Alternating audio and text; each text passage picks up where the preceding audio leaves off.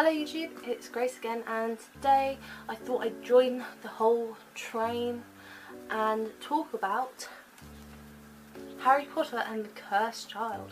So if you watched my video, which was posted on Monday, yeah, I will say Monday because I think it was Monday. Yeah, you'll notice that I hauled a copy of Harry Potter and the Cursed Child. So I read this book in under 4 hours, and I enjoyed it actually. Like, my initial rating was a 4.5 stars, maybe 5 stars. But when I reconsider, like after discussing this with other people, I'm actually reconsidering my rating over it. Like, I really enjoyed it. Like, I really enjoyed like how twisty-turny it was overall. But at the same time, when I look at this and when I reflect upon the series, I'm just, like, things are so different and it's a bit weird, actually. So yeah, if I just give a quick synopsis over this. So without giving anything away, this basically follows Harry Potter's son, Albus Severus, and it's about his struggles trying to live up to the moniker and image basically of his father, because his father is like the great hero of the wizarding world, and he's always expected to like basically not disappoint the image of his father. So it's basically about how his struggles with that and how it affects his relationship with Harry, and then how Harry himself is struggling to be a father, essentially. And yeah, I think that didn't really give a lot away. Hopefully it didn't. So yeah, that is my synopsis of this book. And yeah, so it is comprised of 4 acts divided into 2 parts, and this is the special rehearsal edition script.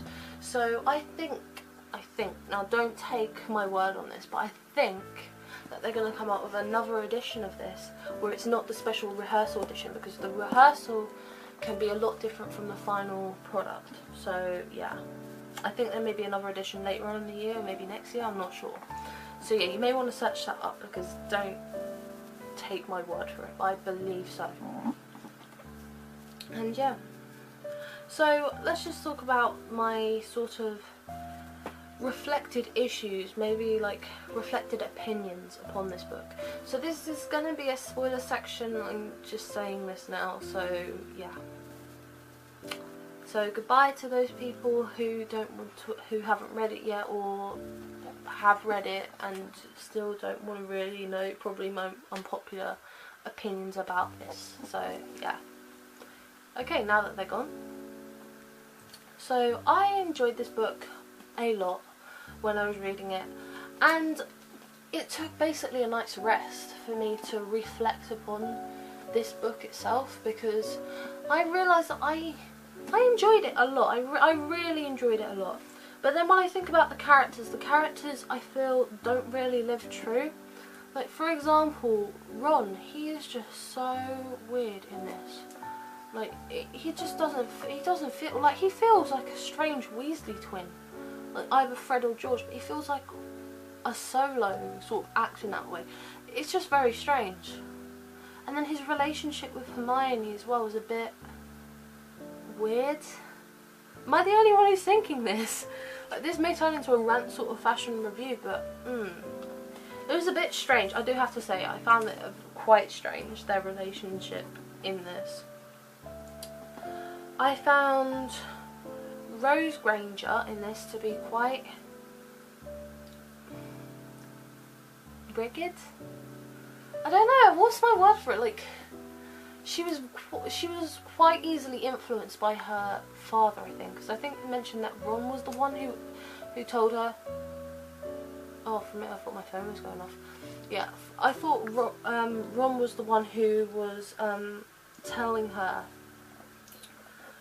to basically be friends again with Albus in like the middle of this. Yeah.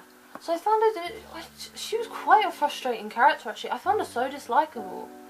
Like, you don't really see much of like Hermione or Ron as we know them in the books in her as a character. Oh, somebody asked me this and I should probably mention this.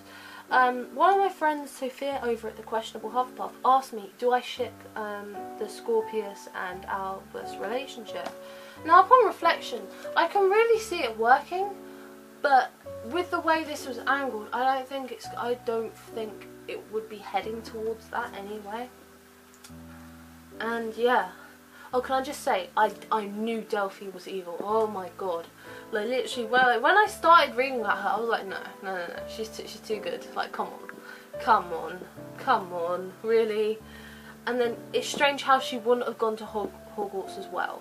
So, that was like ringing ding dong bells all in my, like, head. Like, no, she's a bitch, come on.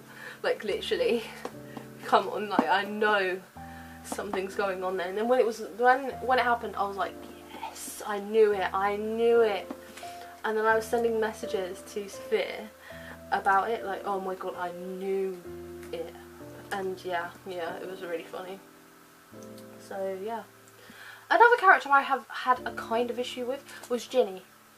Okay, anybody else? Because I felt Ginny lost her fire in this.